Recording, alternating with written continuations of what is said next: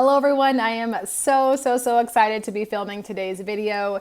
This is going to be my end of the year Saveopoly challenge counting. And I have been mentioning this to you guys in my previous videos and in my post that I posted on my channel, but today's video is also a Q&A and a giveaway. So if this is the first time clicking on one of my videos, go ahead and hit that subscribe button so you have a chance of winning some cash today, or cash. It's a $100 Amazon gift card that is going to be the prize today. So definitely hit that subscribe button. I have been anticipating this video for so long. I have no idea how much money's in here. You guys don't know how much money is in here, so we are going to be figuring this out together. So I'm honored that you joined me today.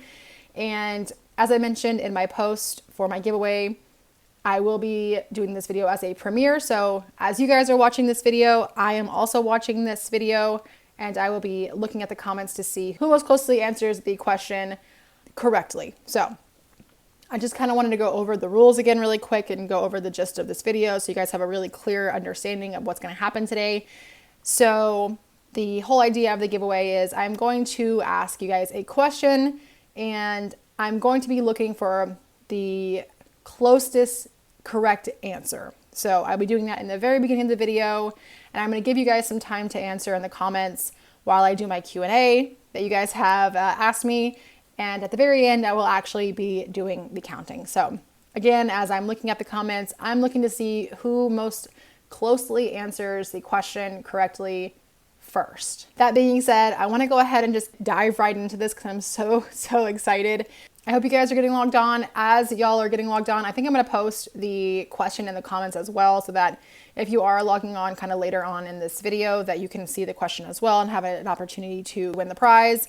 I have a second phone, like an old phone that I'm using that has the questions on it. That way I can answer those questions. And I'm just really excited to get into this. So first things first, I have to go ahead and ask that question. The question is, how much do you think is in this envelope? And I have been saving this, I want to say for 50 weeks. I don't think I did it for the first couple of weeks. I think I ordered this after the first of the year. I'm not positive, but you guys have seen me stuffing this envelope all year. So how much do you think is in this envelope? Like a dollar amount. Go ahead and get those answers going. I am going to leave this up here while I start to answer those Q&As. So that being said, let me go ahead and open my notes here. And I was starting off to do like categories, but then it kind of got all jumbled. So I'm just going to go ahead and answer these questions just randomly. There's no particular order. But the first question is, why did you decide to start doing YouTube? So this is a great question. I love this question. I decided to start doing YouTube for a number of reasons. This is actually a little known fact. This is actually my second YouTube channel that I tried to start, or that I did start. The first was a beauty channel whenever I was much younger. I think I was like 24, and I was super into makeup, super into beauty.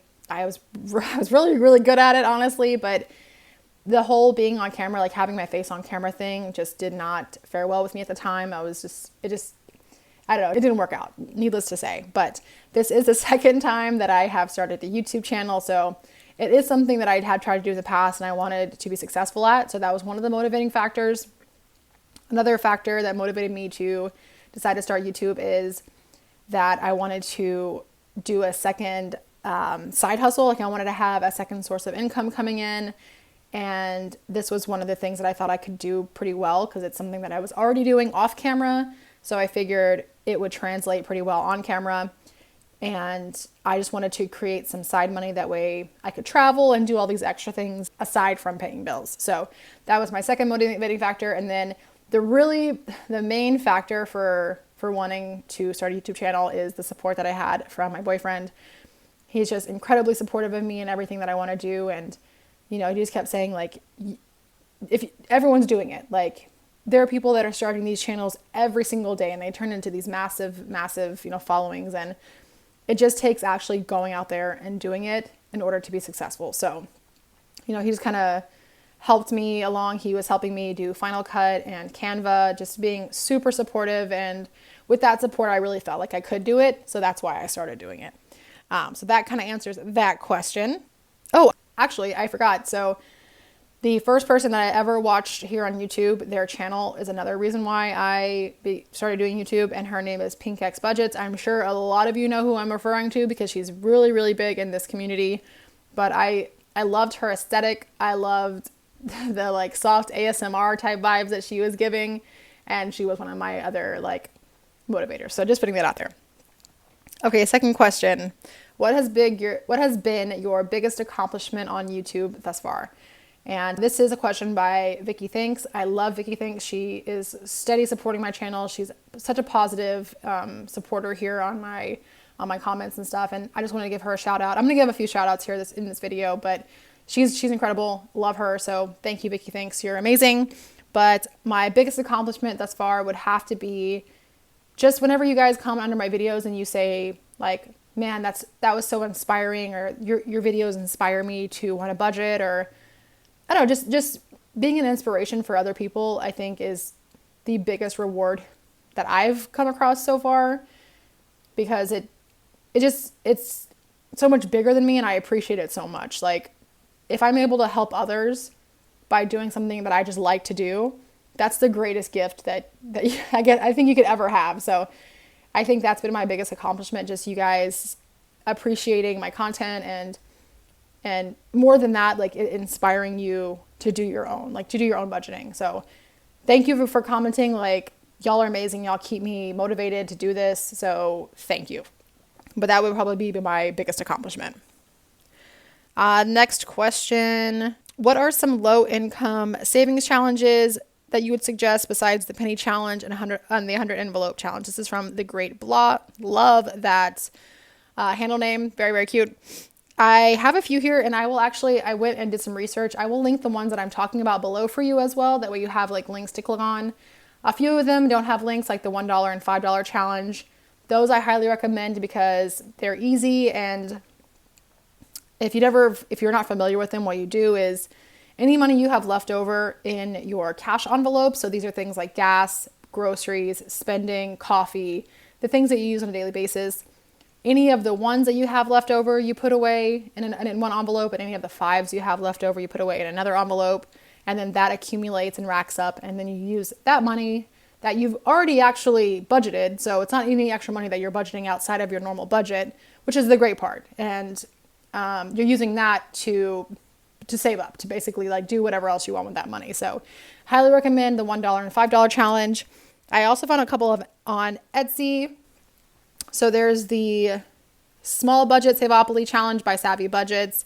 The maximum roll is $10. So I thought that was a really, really great option for low income. And then another one, if you want to invest a little bit more initially, is a low income savings book, which I also linked down below. So it's not just one challenge. There's a ton of challenges that you could do, and it might, sustain you for the next few years even. So those are my recommendations. Next question is, how do you make your tracker in your notebook for how much you're putting in your envelopes?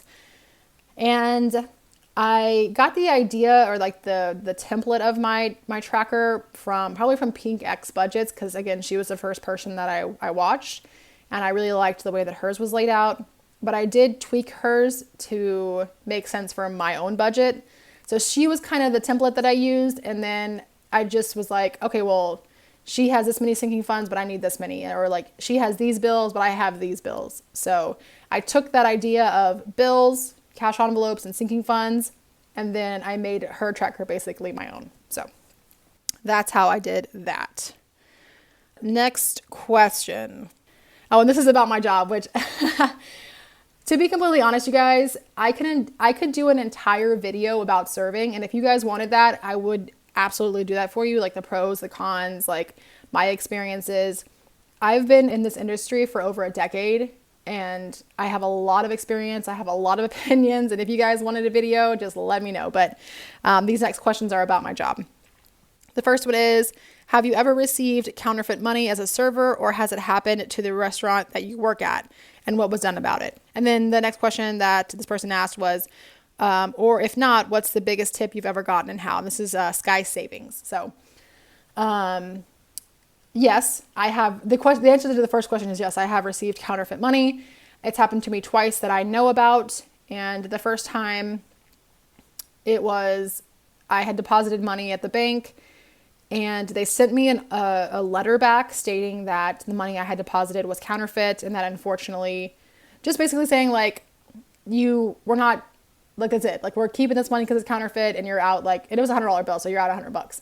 And that really sucked because it wasn't like it was something that I did and I just lost $100 basically because someone used counterfeit bills. The second time, I think I tried to go through the ATM versus going inside, and it just kept spitting the money back out. And then I realized it was counterfeit that way. I 100% think that most any retail or restaurant or any kind of business receives counterfeit bills daily. I think it's more obvious whenever they're larger bills, so your hundreds and your 50s, but I'm sure that I probably have a counterfeit dollar bill or $5 bill or $10 bill in my envelopes right now. So it's very common. Yes, it has happened to me, and yes, it does suck.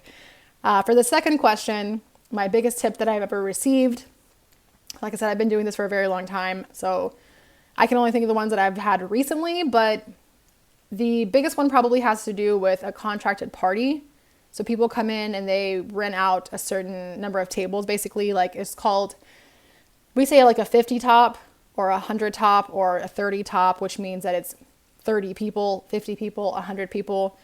And at my restaurant, if you have, I think it's like over 14 or more, you have to have a contract with us in order to reserve those tables. And in the contract, you have to agree to a gratuity. So 18%, 20%. And I think the most I've received are probably off of one of those parties because they also have minimums. So they have to spend a certain amount regardless of how many people show up. For instance, they have like a $2,000 minimum or a $3,000 minimum. And then obviously you get the automatic gratuity on that. So if it's 20% on 3,000, you can do the math. But that's probably the most I've received. I probably got like $220 or something one time, or $250, something like that, because of the contract. But outside of that structure, I have received some pretty large tips just on regular tables. I've received $100 tips. I've got like a $150 tip. It just depends. So I know that's kind of like three different answers in one, but that's my answer. For you guys just joining me, be sure to comment in the comments how much you think is in this envelope so you can win that $100 Amazon gift card. Just wanted to put that out there before we move on. Okay, next question. What sort of restaurant do you work at? So I work at an Italian restaurant. I know that's boring. Because of anonymity reasons, I'm not going to tell you the exact restaurant I work at. I work at an Italian restaurant in Texas, and we have fantastic food. It's not like, I will say it's not like an Olive Garden. Like I'm not working at an Olive Garden, basically. It's a little bit higher end as far as like the quality of food. It's fantastic food. Because I'm sure that's what you guys are probably wondering, like how I make the money that I make. It is at a higher quality restaurant, and it is an Italian restaurant. So let's see. Oh, this question I absolutely love. Do you plan on being a server long term, or do you have another career goal? I believe this was Haywood Homestead, which another shout out to them because they're super supportive. They always comment on my stuff, and I just wanted to say thank you, Haywood Homestead, because you're always supporting me, and I see you and I appreciate you. So that being said, to answer your question, absolutely not. 100% no, I do not want to be doing this for the rest of my life. I actually have a bachelor's degree in business management that I completed a few years ago. And for many reasons, serving works better for my lifestyle, but that is what I decided to do, although that is not something I want to do long term. I absolutely have different goals. I am honestly waiting for my boyfriend to retire me from serving. So we have a lot of investing goals that we are tackling this year. And I'm hoping that the passive income that we make on these investments will allow me to quit my job. So we do have more of a traditional mindset in our home. And I know that that's not for everybody, but my boyfriend wants to be the provider in our home. He wants to take care of me. He wants to make it to where I don't have to have a job if I don't want to. And those are the things that I want. So that is the long-term goal, is for these investments to help us earn passive income That way we can both quit our jobs and live off that. So I hope that answers that question. Up next, these are just some like miscellaneous questions, but will you ever tell us your first name? So, and this one was also from Haywood Homestead. Yes, the answer is possibly, potentially yes. At this time, it doesn't make sense for me because I need to keep that, again, that anonymity for safety reasons. However, if my channel were to get large enough, I would feel more comfortable with that risk because it would be more of a career for me. And I hope that that's coming across the right way. But at this time, the risk does not equal the reward. And if my channel were to be larger, I think that I would be more willing to take on that risk. So yes, potentially is my answer. All right, let's see. What motivates you to keep doing your work? I'm assuming that you mean to keep like doing YouTube videos and to keep like working at my job and like to be, juggling these things. And my response is simple, and I think this is most parents' responses, but it's my kid. Like 100%, it's my family. I would do anything in order to make sure that my son has a better life than I had as a kid and to ensure that he gets to experience everything he wants out of life. I think that's every parent's goal, but he's my biggest motivating factor. I want everything for that kid. And I also am just a very duty-oriented person. I'm a very responsible person just in general. I want to say it's just something that naturally motivates me. It's internal. It's an internal motivator, just wanting to make sure that my son has everything in life. So that would probably be my answer to that question. Next is, and I have to shout out Nat81 really quick because the next, I don't know how many questions. Let me see. 1, 2, 3, 4, 5. The next 5 questions, they're the ones who posted these questions, and I appreciate them so much because first of all, they're very thoughtful questions. Like they're well thought out, and I can't wait to answer them. But also, it gave me a lot more content to give to you guys. So Nat81, thank you so much for reaching out to me. I really, really appreciate you. And these are their questions that they asked. So the first one is, what inspired you to start budgeting also using the cash only / zero based method? So what inspired me to start budgeting way back in the day, which is I'm saying at least 5 or 6 years ago, was Dave Ramsey. And I know that I have it in my titles like Dave Ramsey inspired. That's not just to get more views. That is actually why I do this. I went down a rabbit hole of Dave Ramsey videos, and I think that although I don't agree with everything that he says, his advice is a fantastic jumping off point for people who don't know where to start. So if you're new to budgeting and you absolutely have no idea where to start, he has fantastic information out there for you. And he was the first person that I really looked into whenever I was looking into budgeting to changing my life for my finances. And I took most of what he said and I adapted it to my life. So zero based because of him, cash based because I'm a server, but also it made sense to be cash based. So it made sense to be cash based because I was a server, but that's also what he promotes. So he was the real reason why I started budgeting. And if you ever need like in-depth information, I highly recommend any of his videos. I will say again, I don't agree with everything he has to say, but I think for people who are either like in really, really bad debt, I think it makes sense to follow his teachings. Or again, if you just don't know where to start, I think it's important to take all his information and adapt it to your own personal life. Next question is, I love this question. Does the BB in your channel name stand for bare bones? It does not. So there's a couple different reasons why the BB is the way that it is, but the main reason is, so my son is just the like this little quirky little dude, and one of his nicknames for me is BB. That's just what he calls me. Like, he doesn't even call me mom anymore. He doesn't call me mama. His nickname for me is Mer. And I know that doesn't make sense to anybody else. You're probably saying, like, what does that even mean? I don't know. I really don't. That's just what he calls me. And at one point it was BB.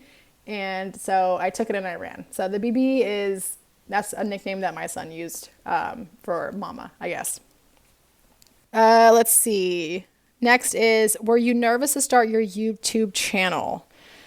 Absolutely. I think most YouTubers would agree with me in saying that. And not only is it kind of nerve-wracking to be, on camera, which this is why I appreciate budgeting so much, because I don't have to show my face. Like you guys can't see me right now, but my hair's up in this like bun. It's wet. I just took a shower.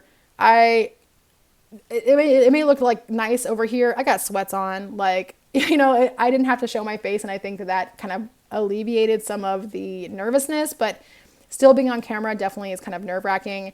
In fact, like this video in particular, I probably started 6 different times because I just couldn't get the wording correct. So yes, absolutely, I was nervous to start a YouTube channel.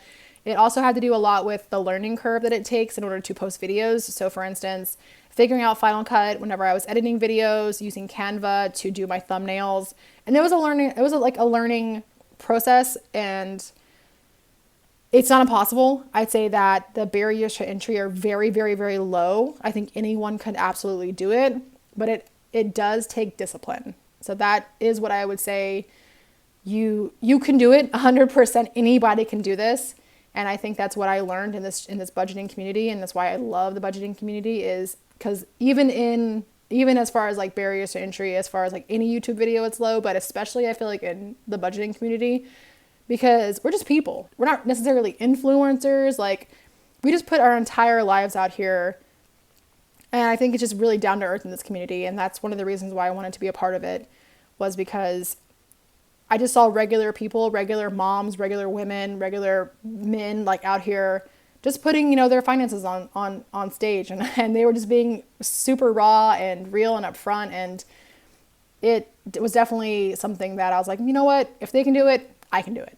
I would say yes, that it did make me nervous, but I have gotten much more comfortable as the year has gone on, because I've been doing YouTube for a little over a year. So, let's see. Oh, and one more thing that I had in my notes that I forgot to mention is, I think and this is just human nature, I was nervous that people wouldn't like my style, my voice, the way I do my counting, the way that I have my layout, the way I edit my videos. So that's another thing, just kind of having that pressure to please other people, and to just kind of that societal pressure of like making sure people like you, I think made me extra nervous as well. So next question. Do you enjoy your serving job? Are you content with it or over it? It's definitely hard work. I feel like I probably answered this question earlier, but I want to specifically say I am absolutely over my serving job. I just want to reiterate that. I do not like serving at all.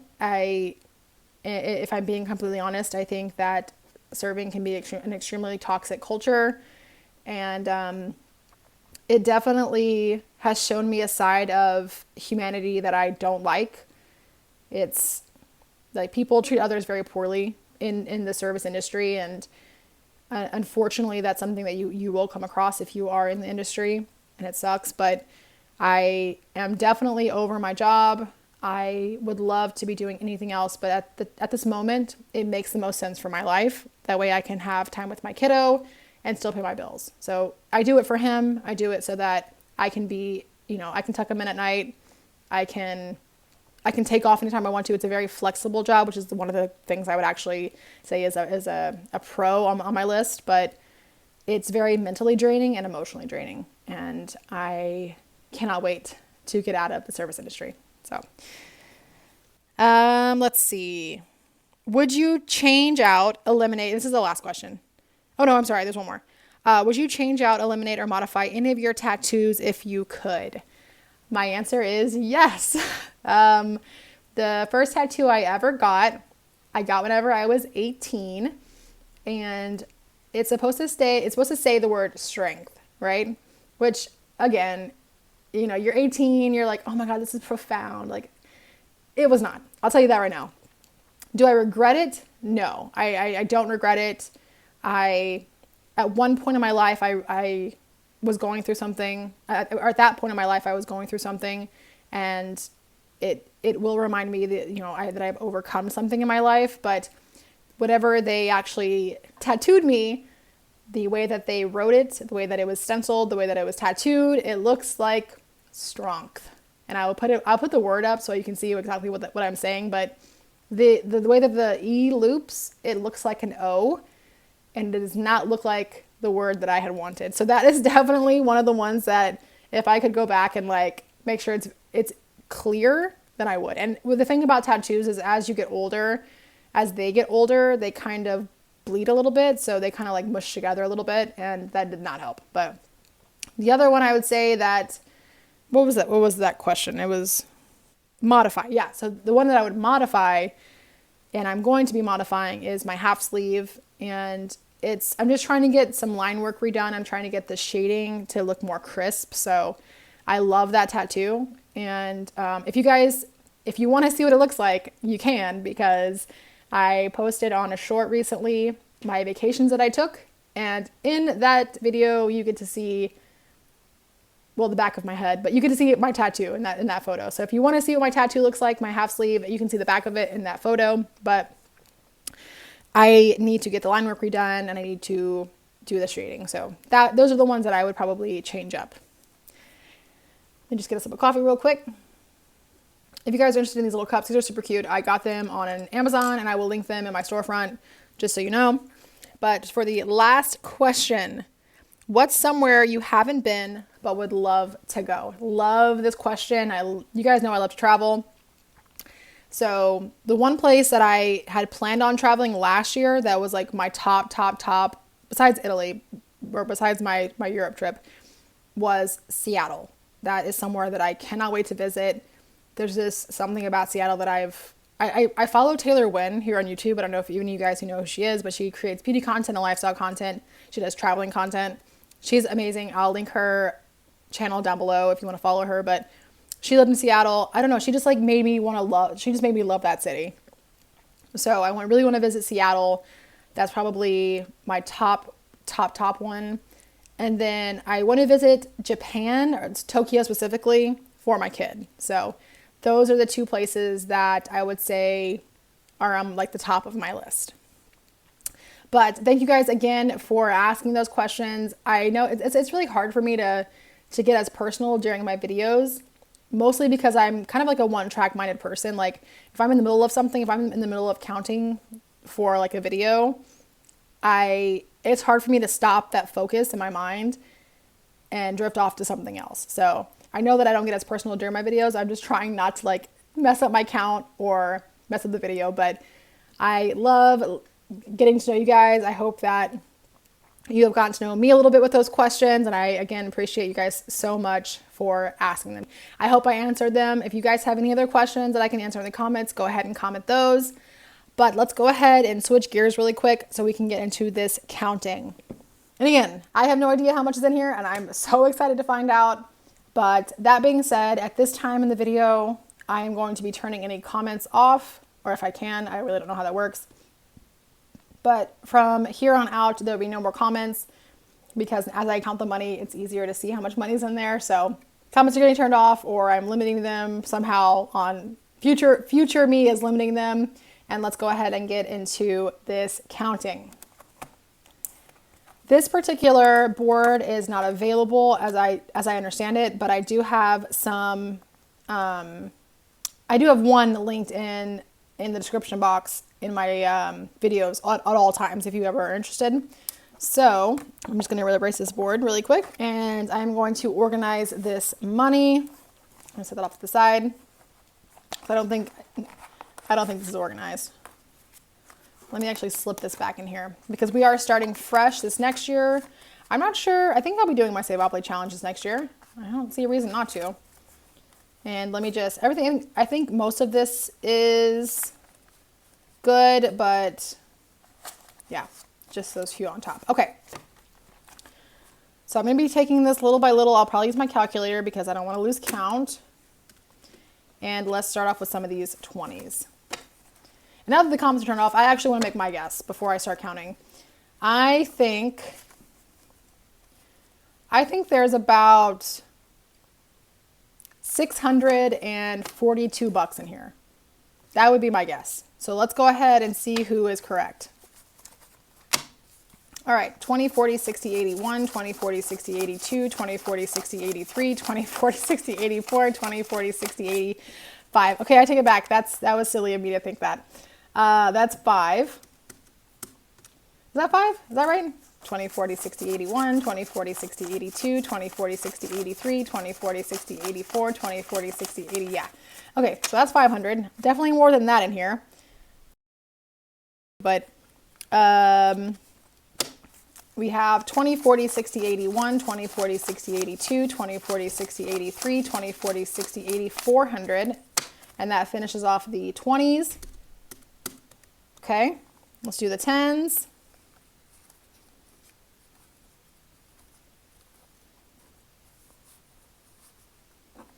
Let's see, we have 10, 20, 30, 40, 50, 60, 70 in 10s.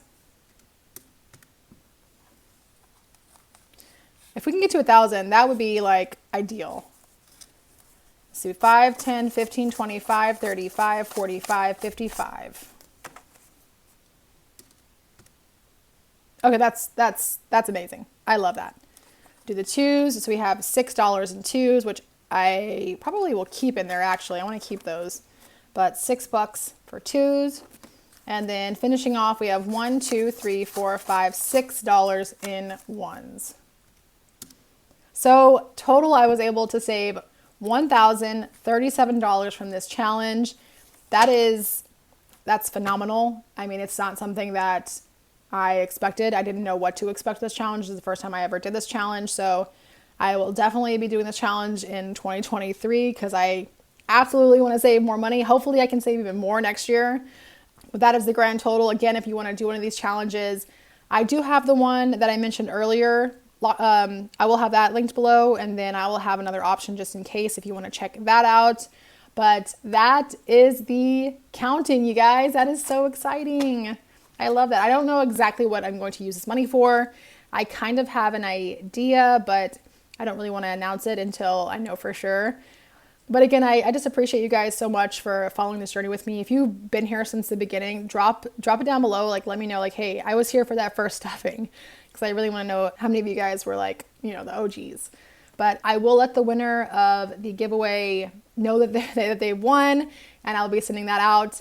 I, of course, appreciate all you guys for tuning in today.